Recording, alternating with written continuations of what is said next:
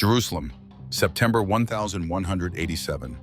The holiest city in Christendom stands surrounded, not by mindless barbarians, as Crusader propaganda would claim, but by an army unlike any the medieval world has seen before. At its head rides a man who will become legend, a warrior who learned patience in the courts of Damascus, a general who united fractured kingdoms through blood and brilliance, a Muslim who will spare those his faith commanded him to destroy. His name is Saladin Yūsuf ibn Ayyūb. The Christians call him Saladin, and he is about to reshape the world. But who was this man before he became the Knight Emir of Christendom? Born in 1137 in Tikrit, a fortress town in modern-day Iraq, Saladin was not destined for greatness. He was Kurdish, not Arab. His family served as military administrators, not rulers. He should have died in obscurity. Instead, fate intervened. His uncle, Shirkuh, was a general serving the great ad-Dīn, the Syrian ruler who dreamed of jihad against the Crusader kingdoms. When Egypt descended into chaos, Shirkuh was sent to seize control. He brought his nephew. The young Saladin watched. He learned. He observed how power was taken and how it was lost. In 1169, Shirkuh died suddenly. The Fatimid Caliph of Egypt needed a new vizier, someone controllable, someone weak. They chose the 30-year-old Saladin. They miscalculated. Within 2 years, the Fatimid dynasty, which had ruled Egypt for 2 centuries, was extinct. Saladin didn't storm the palace. He didn't need to. He simply waited as the last Fatimid caliph died, childless and forgotten. Power, Saladin understood, was not always seized with a sword. Sometimes you let the old world die and build your own upon its bones. But Egypt was just the beginning. To the north, the Crusader states, Jerusalem, Antioch, Tripoli, sat like daggers pointed at the heart of Islam. Fractured Muslim kingdoms bickered and warred among themselves while Christians held the third holiest city in Islam. Saladin saw the pattern clearly. Division meant death. So he became the unifier. Damascus, Aleppo, Mosul. One by one, through diplomacy or siege, through marriage or murder, Saladin brought the Muslim world under his banner. Not through religious fanaticism, though he used that language, but through cold, calculated strategy. His former master's son resisted him. Saladin crushed him. Rival emirs challenged his authority. They disappeared. Assassins, the infamous Hashishin, were sent to kill him. Twice. He survived both attempts, and then made peace with their leader. By 1174, Saladin controlled Egypt. By 1186, he encircled the Crusader kingdoms completely. The Christians called it a miracle when they first took Jerusalem in 1099. They slaughtered every Muslim and Jew they found. Blood, the Chronicles say, ran ankle-deep in the streets. Saladin remembered, and now he was ready to return the favor. July 4th, 1187, the Sea of Galilee. The largest Crusader army ever assembled in the Holy Land, over 20,000 men, marches towards Saladin's forces. King Guy of Jerusalem leads them.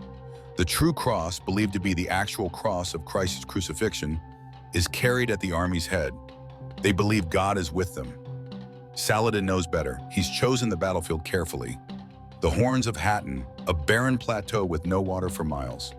As the Crusaders advance, Saladin's forces fall back, drawing them deeper into the wasteland. The temperature soars. The heat becomes unbearable. Then Saladin gives the order, set fire to the dry grass. Smoke chokes the Christian army. Thirst drives men mad. The heavily armored knights can barely move. And still, Saladin's light cavalry circles, arrows falling like black rain. The Crusader army doesn't retreat. It disintegrates. King Guy is captured.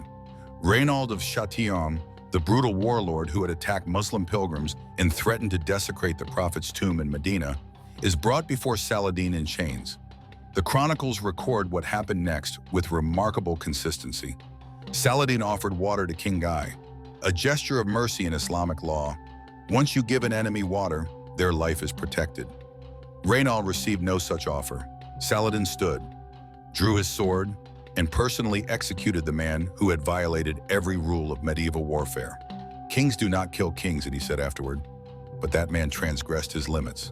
The true cross was captured. The greatest knights of Christendom were dead or enslaved. The road to Jerusalem lay open. September 20th, 1187. After 12 days of siege, the walls of Jerusalem crack. Inside, the Christian population prepares for annihilation. They know what they did when they took the city 88 years ago. They expect the same treatment. Muslim law would permit it. Revenge would justify it. Saladin's commanders urge slaughter. He refuses. Instead, he offers terms, a ransom, 10 dinars for every man, 5 for every woman, 1 for every child. Those who could pay would go free, but thousands couldn't pay. They waited for death, and Saladin freed them anyway. Thousands more, released without ransom. While Christian chroniclers claimed it was mercy, Muslim scholars called it wisdom, a demonstration of Islamic justice over Crusader barbarism. Modern historians suggest calculation. Slaughter would unite Christian Europe against him. Perhaps it was all three.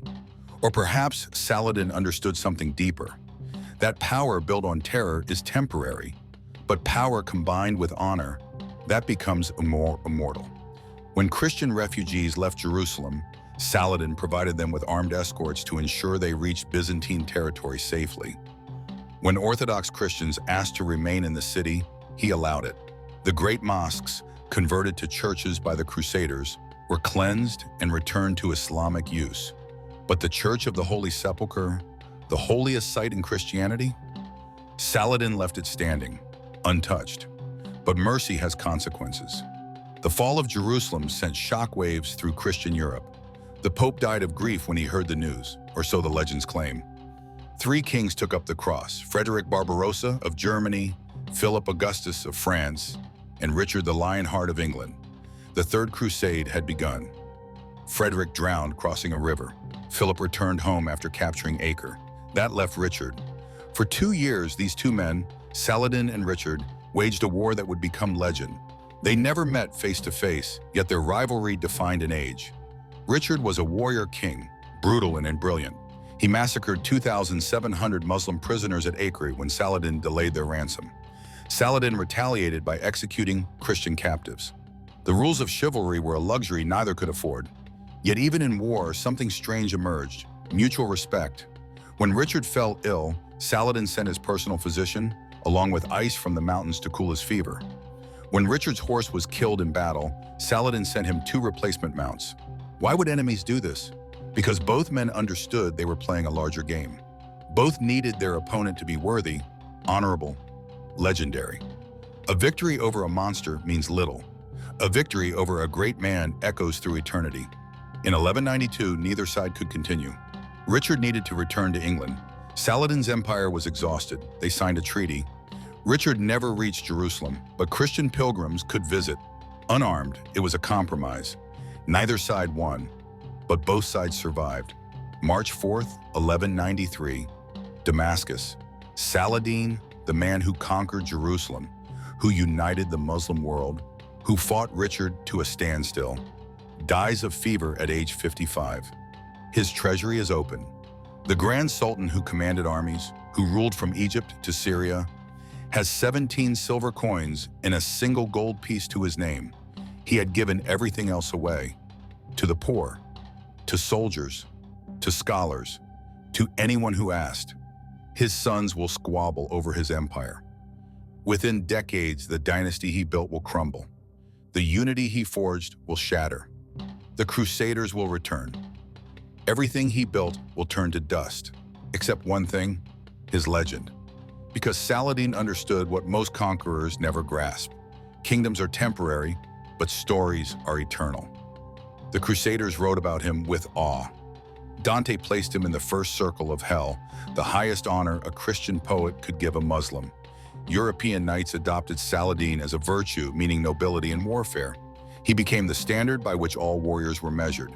Not because he was the greatest general, though he was brilliant, not because he was the most faithful Muslim, though he was devout, but because he was contradictory, merciful and merciless, calculating and idealistic. A warrior who built his legacy not on the enemies he killed, but on the ones he spared. So who was Saladin really?